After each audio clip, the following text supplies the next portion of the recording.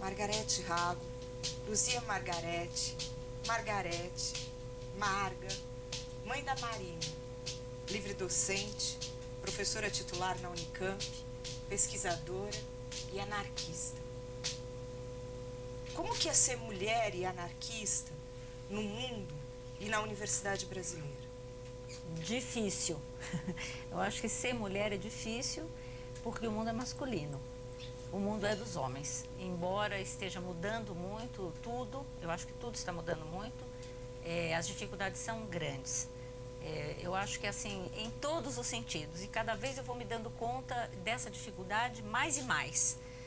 Eu acho que você se dá conta da dificuldade de ser mulher no nosso mundo, desde o momento que você define sua profissão, desde a maneira pela qual você entra no espaço público, desde a maneira pela qual você exprime as suas emoções ou não exprime, a questão sexual.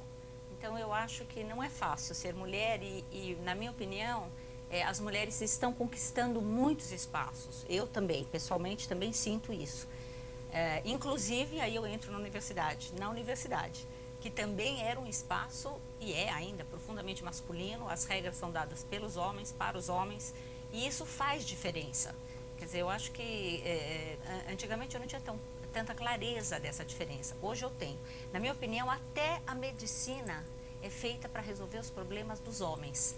É muito mais masculina do que feminina, a não ser, evidentemente, a ginecologia. Mas se você sai da ginecologia, você vai se deparar com saberes que são produzidos por homens com as suas representações, as suas imagens, as suas ideias, os seus conceitos e preconceitos.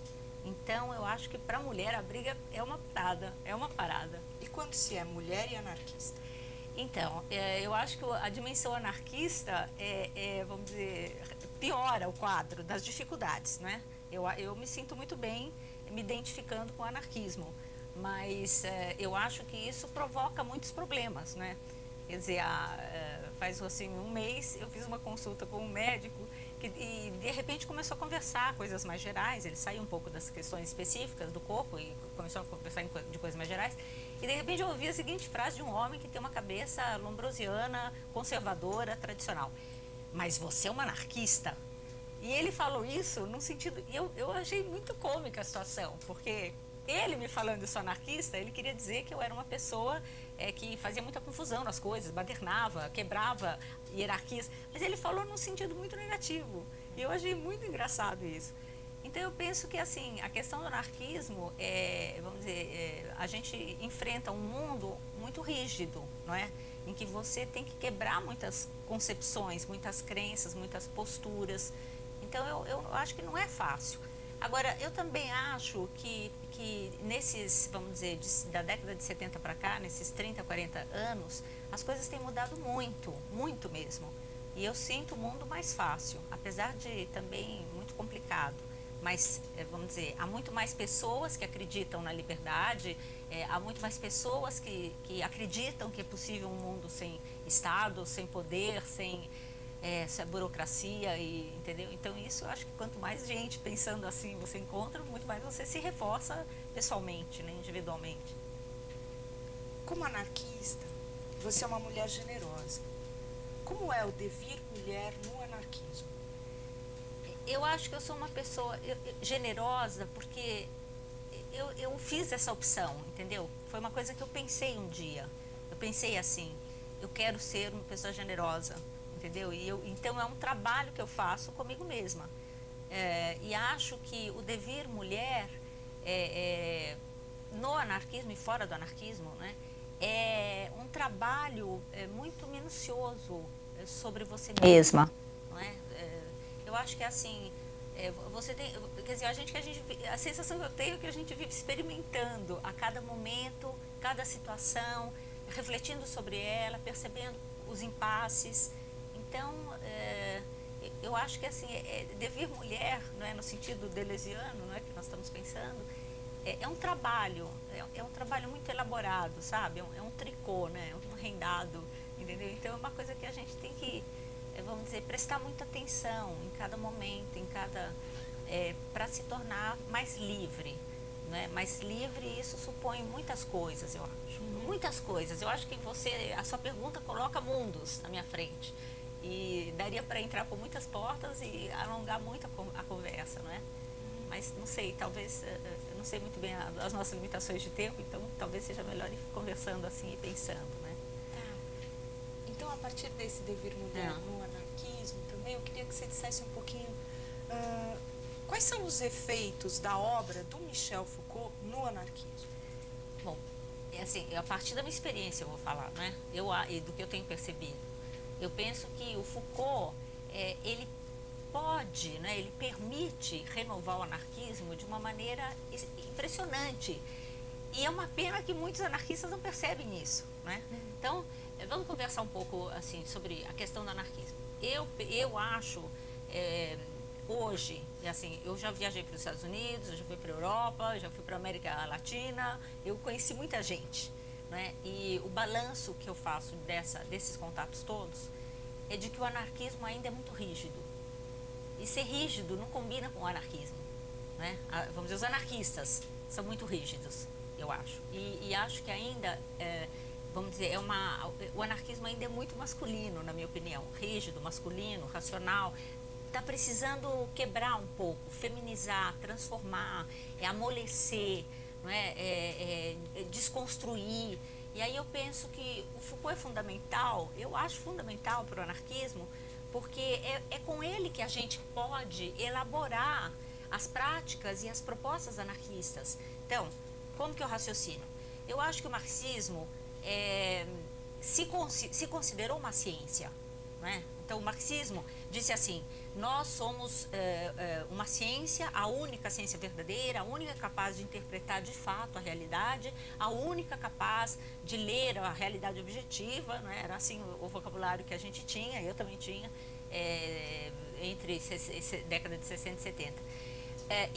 Portanto, eu acho que essa concepção do marxismo produziu um investimento na produção científica. Então, tem muitos livros sobre o marxismo em qualquer coisa que você pegar, em economia, em sociedade, em política, em arte. O mesmo não acontece com o anarquismo, porque o anarquismo não tem essa concepção, longe disso, está muito longe disso, né? Não se pensa ciência, não acredita nessa realidade objetiva, etc. e tal. E, na minha opinião, até agora, até o Foucault, a gente tinha uma carência de conceitos capazes de elaborar essas propostas, essas representações, essa forma de interpretação.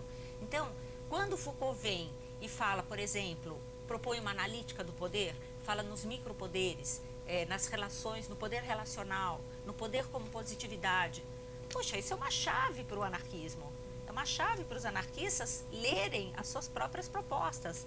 Entendeu? Quando o Foucault vem e fala em heterotopias, ou quando Foucault, quer dizer, essa ideia de que a questão do espaço, das relações, elas não têm que ser pensadas num futuro, num outro tempo, não é como a gente fazia em outra referência, quando a gente pensava nas utopias, mas que elas podem ser pensadas agora aqui, nas transformações que a gente tem que fazer já, não é algum dia, né?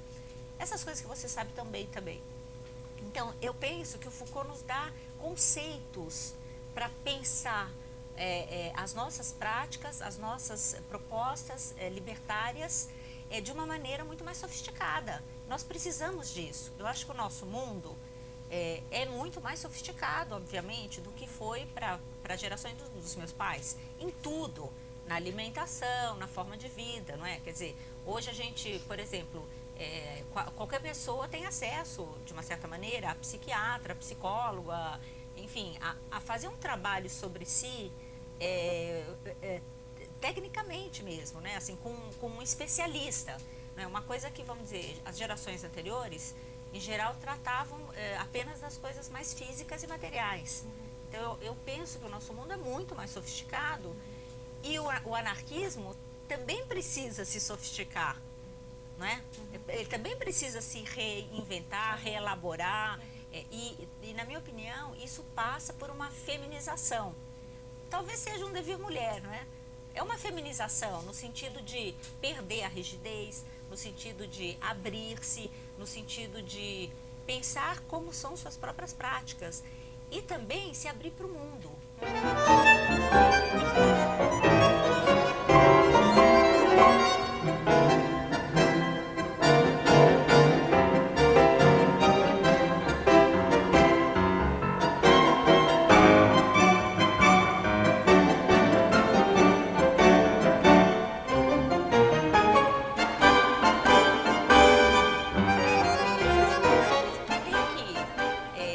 Ganhar uma visibilidade maior, quer dizer, não adianta vamos dizer, os grupos serem muito fechados entre si e sem visibilidade, porque cada vez que um grupo se fecha muito, eu penso, ele enrijece, porque em geral a dinâmica é essa, um grupo se fecha muito, ele fica a especular, né? E ele tende a produzir muitos inimigos externos, a achar que aquele é o inimigo, porque ele precisa disso para se alimentar.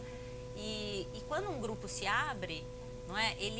O que é, eu acho, a prática libertária, ele pode estabelecer conexões que são trocas também, não é? Então, pois não. Falando de grupos e sofisticação, já que você está trazendo isso, você participa de várias publicações.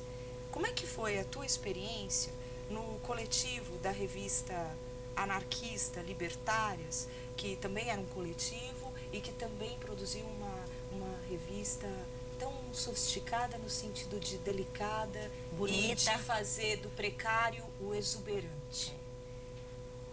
Olha, vamos dizer, eu já tenho 58 anos, né? Então eu tenho uma trajetória toda, não é? De experiência, de contatos, de passar por grupos políticos, assim, acho que desde que eu fiz 18 anos e entrei na USP, eu me tornei militante para sempre, né? Então, eu penso que essa experiência da Libertárias foi singular, entendeu? Eu acho que foi única. Eu não tive uma experiência assim antes, porque antes, quando vamos dizer, em termos de grupos políticos, se eu estivesse num grupo político, você sabe que o grupo é muito mais rígido, é partidário, é hierárquico, tudo isso.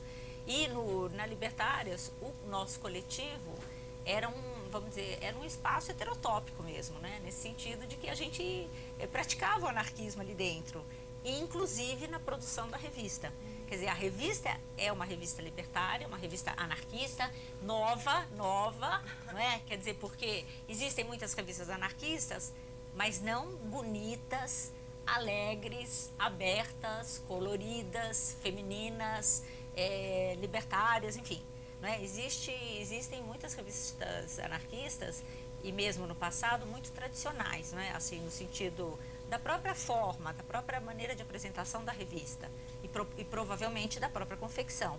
Então, eu acho que a nossa experiência na Libertárias foi muito legal, porque foi uma experiência afetiva também, foi uma experiência de amizade, foi uma experiência amorosa, e intelectual e política, né? Então, eu acho que, assim, eu fiquei muito contente, eu acho que foi uma pena que a gente parou, ou não sei, talvez a gente possa fazer em outro momento, mas, e o grupo era muito criativo, né? Realmente foi. Então, eu acho que atualmente as revistas têm sido produzidas muito por e-mail, né? Então, não tem aquela coisa do contato com as pessoas, da sociabilidade, do pegar na mão, do tomar o café junto, da conversa, entendeu? Então, fica uma coisa assim, de repente eu participo de outras revistas, mas é por e-mail.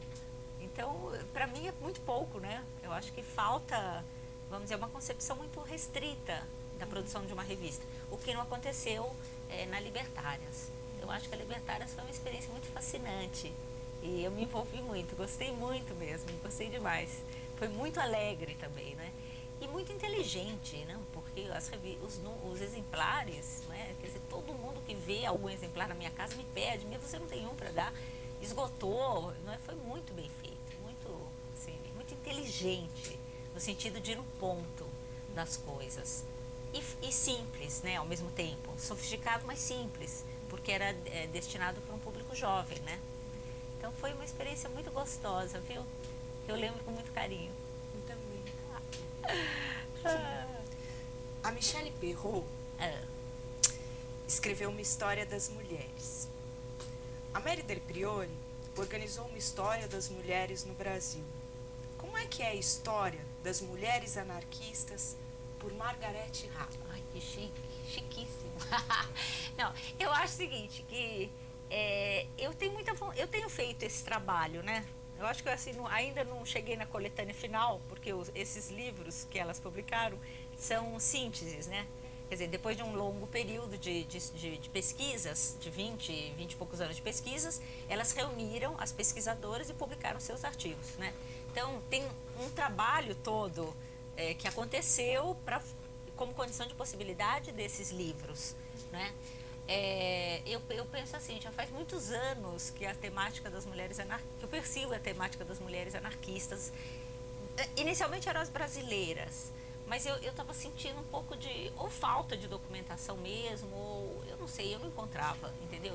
Talvez eu quisesse achar mais Marias Lacerda de Moura, o que é impossível também, não sei. Então eu senti assim, e eu estava nesse percurso quando o Edson Passetti me convida para um encontro internacional, e eu encontro a Lute Fabbri, que não era brasileira. E aí eu pensei, ó, paciência também, porque essas fronteiras são artificiais, que importância, e muito menos para o anarquismo. Claro. Muito menos, o anarquismo não é nacional, né? Anarquismo é internacional, então não tem nada a ver. E a Lute Fabbri, quer dizer, era uma mulher forte, vamos dizer, 84 anos, da Gema, né? Anarquista da Gema, o pai anarquista, biógrafo do Malatesta. Quer dizer, quando eu olhei para a Lute e fiquei sabendo de tudo isso dela, eu pensei, achei, não é? Achei, porque o que eu também queria com as mulheres anarquistas? Eu queria saber se deu certo, sabe assim? Eu estava muito, assim, era um momento que eu estava sentindo muita falta de esperança, de enxergar horizontes. E de repente eu queria saber, mas uma pessoa que nasceu no meio, foi criada libertariamente, ela é diferente das outras? Quer dizer, é possível isso? Não é? Porque, quer dizer, eu acho que eu tive uma educação muito livre, de algum modo, mas não porque meus pais fossem anarquistas, porque, sei lá, um é músico, enfim, eu acho que foi um pouco diferente, né? Mas eu queria saber como seria uma pessoa que nasceu no meio libertário, se cresceu, se formou, ela faria muita diferença mesmo? E eu acho que sim. Então, eu acho que fazer a biografia da Lute foi me dar conta dessa possibilidade. Então, eu acho que eu estou juntando material, né? Quem sabe daqui a pouco saia uma história das mulheres anarquistas. Mas eu realmente acho que não devia ficar só pelo Brasil, porque não existe um livro de história das mulheres anarquistas, né? Não, claro, mas como seria esse livro das mulheres, a história das mulheres anarquistas por Margarete Rago. Seria primeiro Os anarquistas são para internacional. lente internacional, eles são nômades, Isso, planetários. muito bem, definiu muito bem. Então, eu acho que seria assim, desde Luiz Michel, Emma Goldman, Maria Lacerda, as mulheres livres espanholas, a Lucia Sánchez Saornil, a Antônia Fontanilhas, que tem 90 anos, e aquela que eu telefono e me diz assim, olá Margarete, como estás, hombre? E eu falo para ela, hombre, eu sou uma mulher. E é uma maneira deles falarem muito cômica, não é? E é uma mulher realmente fantástica, assim, fantástica. Então, eu acho que seria assim também. Agora, eu penso também que seria interessante não só ficar pelas mulheres, entendeu? Eu acho que seria interessante também discutir essa questão da cultura feminina, da feminização, de como que as mulheres impactam, entendeu? Como elas transformam, como é que a presença feminina no anarquismo, aí no caso, mas eu, em geral, tenho pensado isso de uma maneira mais ampla, como é que as mulheres estão transformando muito o mundo, entendeu? Apesar de ter muitas mulheres que não devêm mulheres, né? Quer dizer, nem toda mulher está num devir mulher, né? A gente sabe disso. Muitas mulheres continuam dentro dos padrões e das referências e da moral de um mundo masculino, definido rigidamente. Que eu acho que assim, a cultura masculina também está no processo de transformação muito grande. Mas eu estou pensando pelo lado da possibilidade de feminização. Quer dizer, como é que as mulheres podem interferir no sentido de flexibilizar, de desenrijecer, no sentido de criar, questionar de fato, né, no sentido de produzir experiências libertárias, transformadoras, entendeu? Então, eu acho que tem assim, ainda não está muito claro na minha cabeça, mas seria muito interessante, né, fazer esse percurso, eu penso.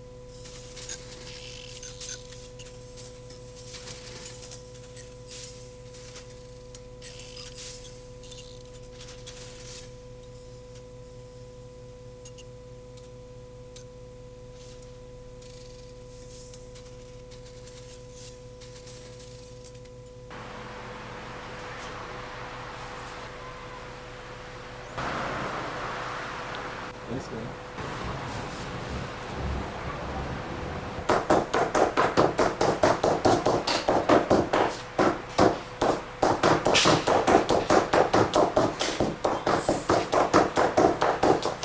Eu sou mulher, eu sou mãe, sou anarquista e não sou obrigada. Não fui seduzida por nada e nem abduzida, tá, meu bem? Certa vez, eu ouvi uma frase sua, inconfundível. Quando você diz que todas Vou as ter que tentativas... prestar atenção nas minhas frases.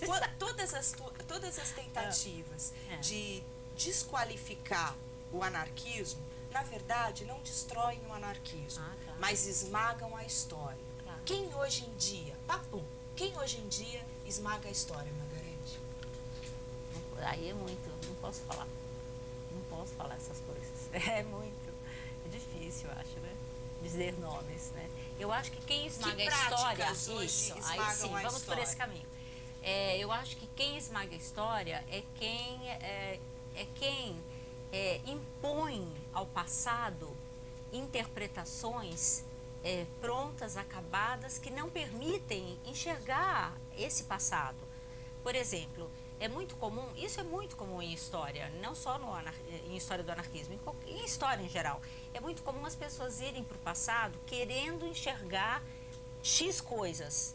Então elas vão lá, independente da documentação que elas encontram, elas querem aquilo. Então elas formatam esse passado. Isso é um assassínio da história. Não é? Eu acho que quando você não percebe que você está lidando com discursos, com interpretações, que tem relações de poder nesses saberes, nesses documentos, que eles não são uma transparência da realidade, então a coisa é muito complicada. E acho que, sobretudo, quando as pessoas não têm um conhecimento de si, entendeu? E vão para o passado querendo enxergar aquilo que elas querem. Então, o passado vira um espelho, é um uso do passado. Isso é um assassinato, não é? Porque você então, não percebe outros documentos, ou dentro do mesmo documento, outras, não é? Como, não é? Você está cheio aí na nossa história, não é? Quer dizer, eu vou dar um exemplo, assim, bastante fácil, não é? Um livro do Gilberto Freire.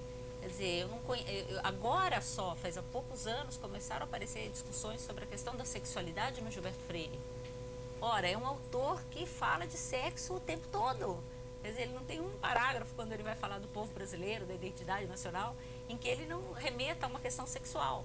É um povo que gosta de docinho, que tem nome de beija, não sei o quê, né? Os docinhos, as danças, as roupas, o comportamento. Então, se você vai para um autor como esse e não lê o que ele está falando, não ouve, você perde o passado, perde a experiência. E isso acontece no anarquismo, certamente.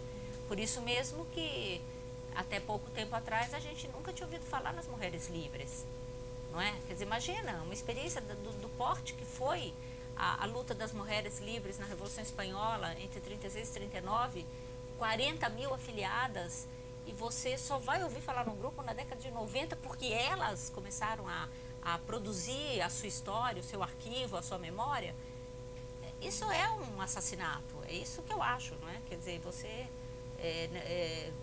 você vai para um passado querendo enxergar só determinadas coisas e não aquilo que o passado pode te mostrar também. Tem muitas outras possibilidades e experiências, né? Agora, eu acho que assim, tudo é histórico, né? Eu acho que também não dá pra... Quer dizer, cada época compreende o que ela pode compreender, o que ela consegue compreender e o que ela quer, né? É isso que eu penso.